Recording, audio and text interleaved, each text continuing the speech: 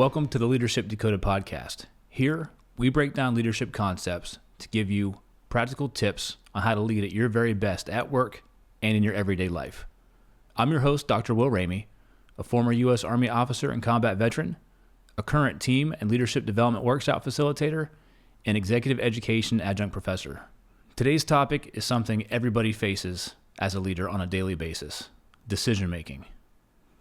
Our decision-making is impacted by our cognitive biases. So if you think about it, how information is presented to you, when information is presented to you, the first piece of information that you hear, every little bit of this impacts how we make decisions. So what we're going to dive into today is how to make decisions at your very best. Let's dive in.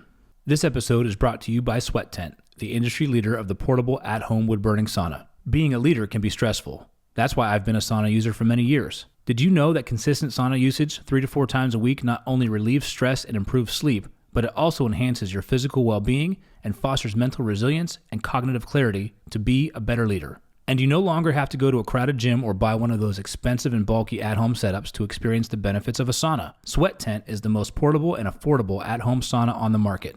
The setup takes minutes and can reach 200 degrees in under 30 minutes. Harness the power of the Sweat Tent sauna to lead with clarity and poise.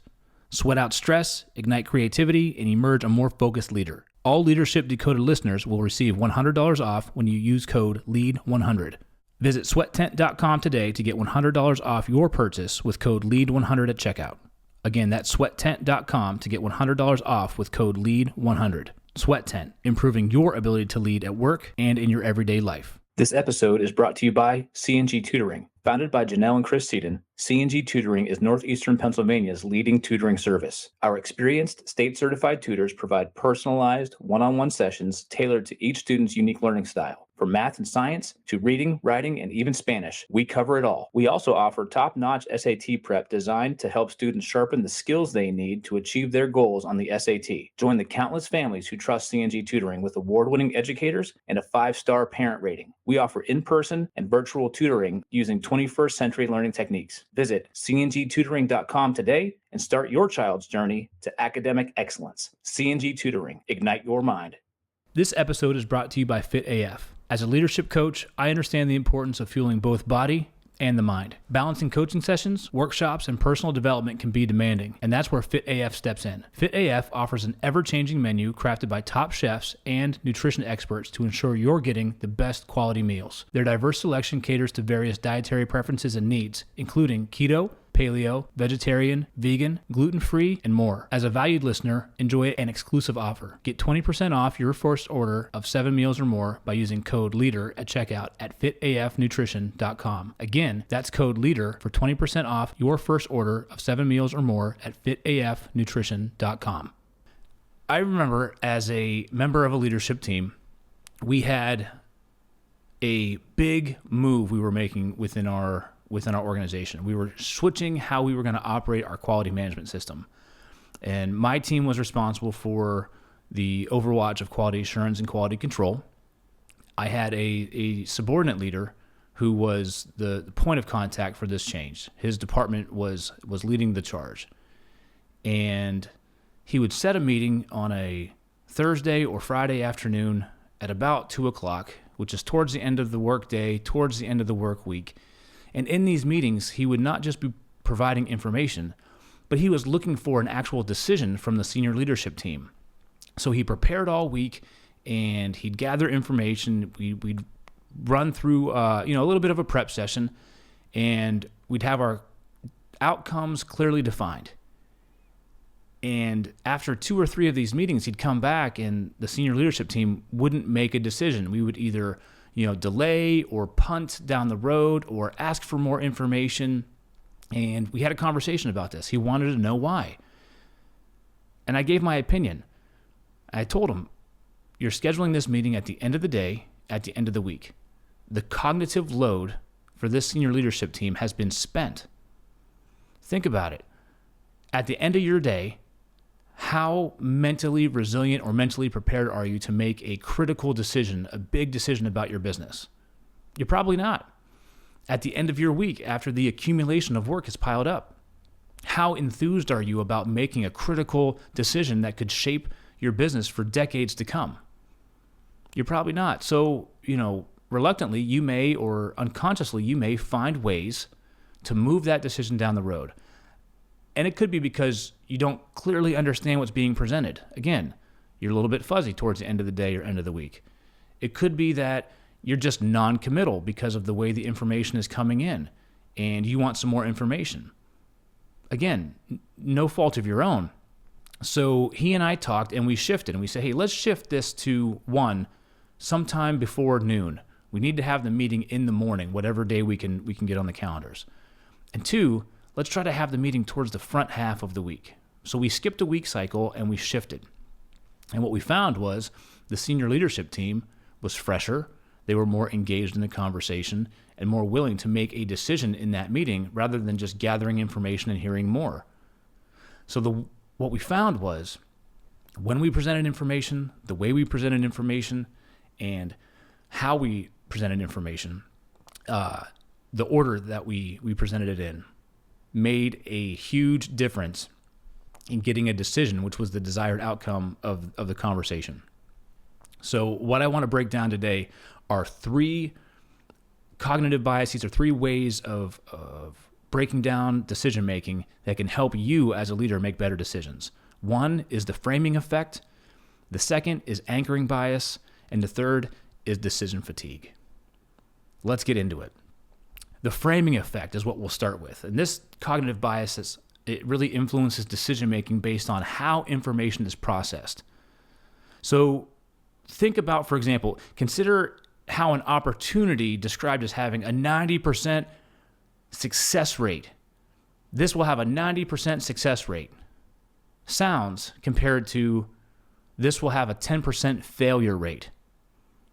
Think about how that lands in your ear and then how that runs through your mind.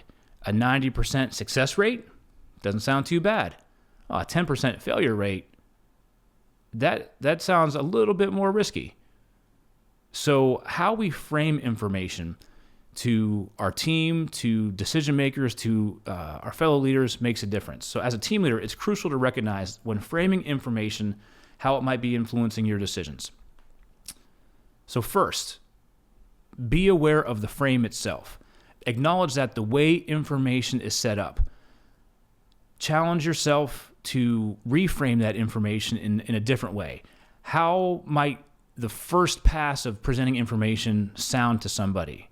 Check it, prep it, listen to it yourself. Think about maybe what's the positive way of spinning this, or what's the different way of saying this? What's the opposite approach? And play with some of that phrasing for how you want to set up and frame either a decision or information or influence of a group. The second way is to seek multiple perspectives. Consult your team, consult your colleagues to gather diverse views on the decision at hand. When you get different people's perspective, people see the world differently, so their frames are different. When you bring different people into the table and you bring different thoughts into the conversation, that frame is different. So you're going to have people help you see the bigger picture and maybe, as we say, open your aperture, open your frame, or see things through a different frame, a different lens that you may not have considered, which leads to better decisions. And the third is focusing on core data. Strip away the subjective. Sometimes you need to strip away the narrative and focus on the raw data and facts.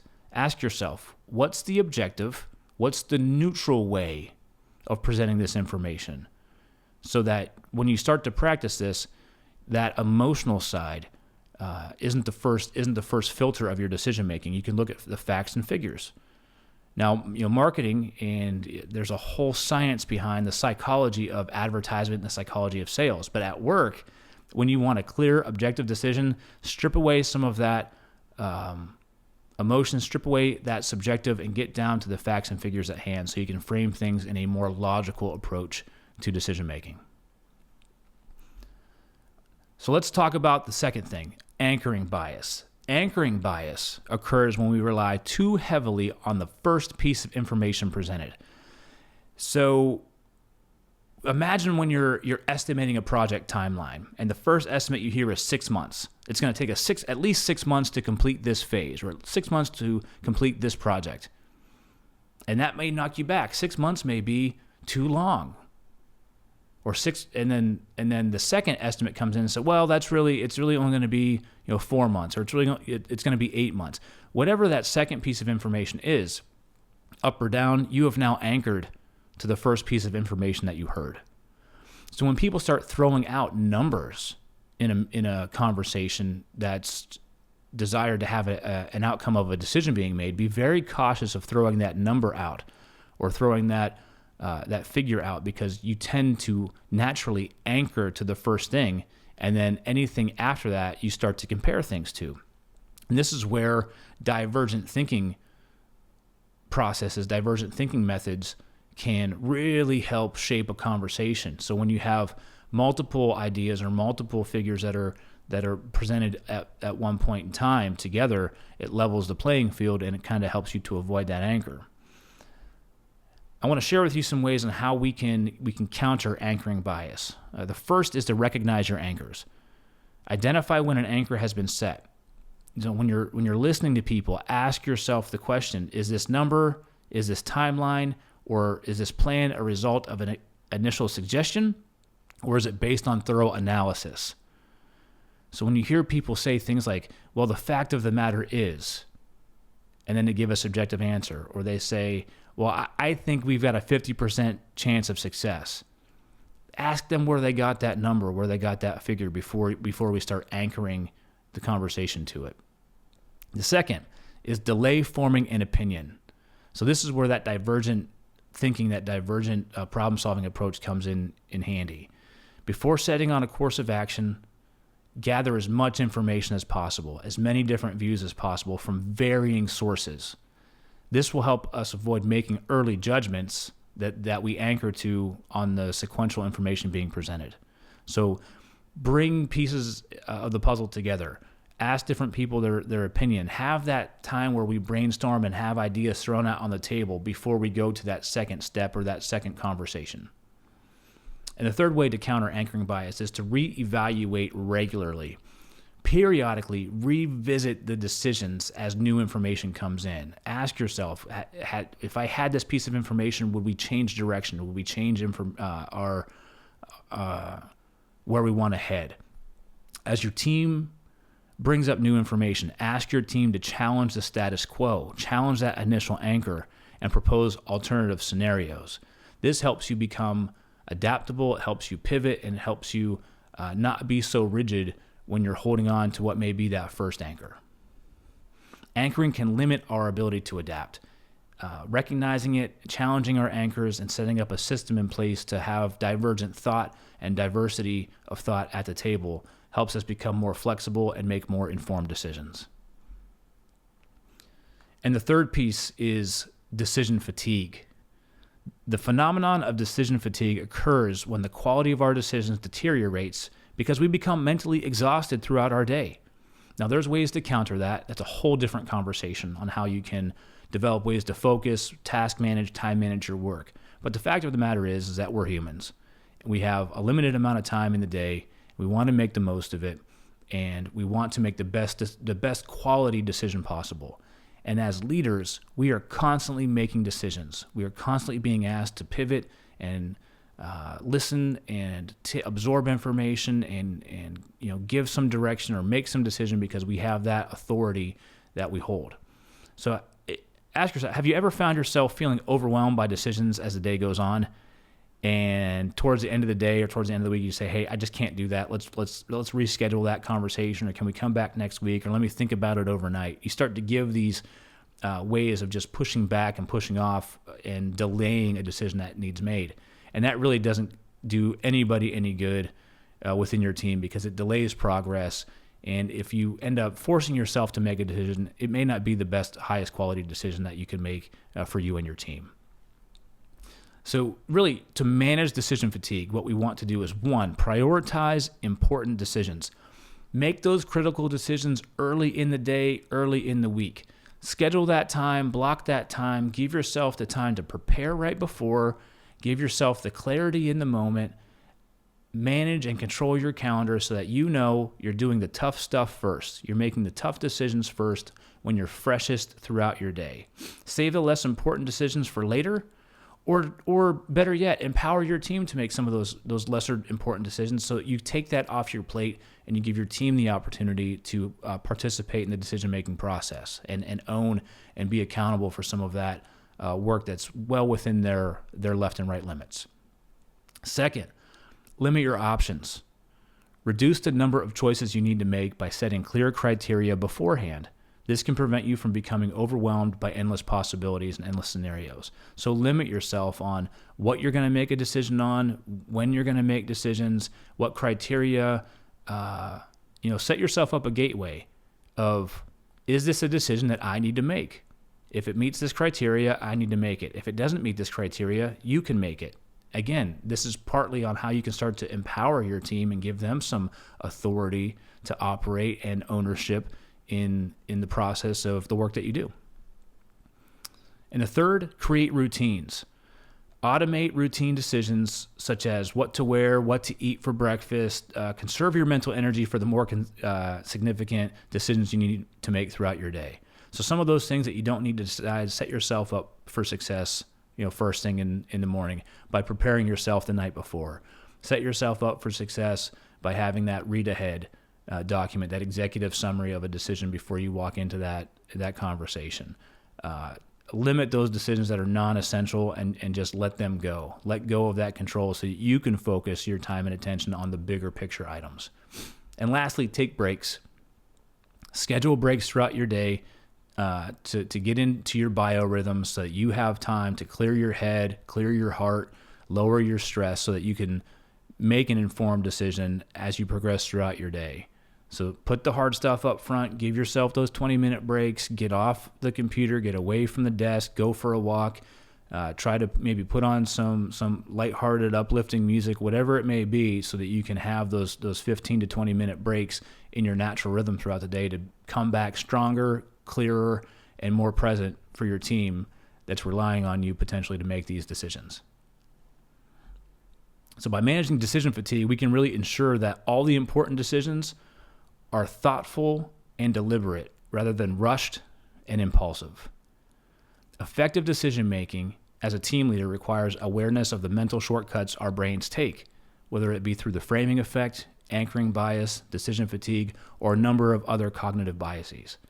By understanding these challenges and applying the things that we discussed, you can counteract or combat or mitigate the impact that they'll have on our decision-making, so you can make more rational, balanced, and informed decisions for your team. Remember, recognizing these biases isn't just about making better decisions for yourself. It's also about setting an example for your team, giving them the opportunity to make decisions on their own. Seeing you model the process of being thoughtful, having time to make well-considered decisions, they'll be more likely to follow suit. Thanks for tuning in to Leadership Decoded here in the Loop Internet Studio.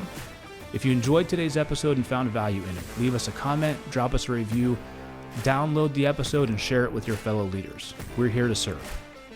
If you're an organization looking to invest in your leaders and teams, I want to work with you. I provide research-backed, highly engaging, creativity-infused learning experiences for your teams. We dive into topics, we have practical applications, and your teams come out with the mindset and skill set around leadership that they'll need to drive your business forward. You can connect with me on LinkedIn at Dr. William Ramey, on Instagram at Leadership Decoded Pod, or you can check out my website, drwilliamramey.com, or email me here at will@OnTheStacks.com. Thanks for tuning in, and I'll see you the next time you press play.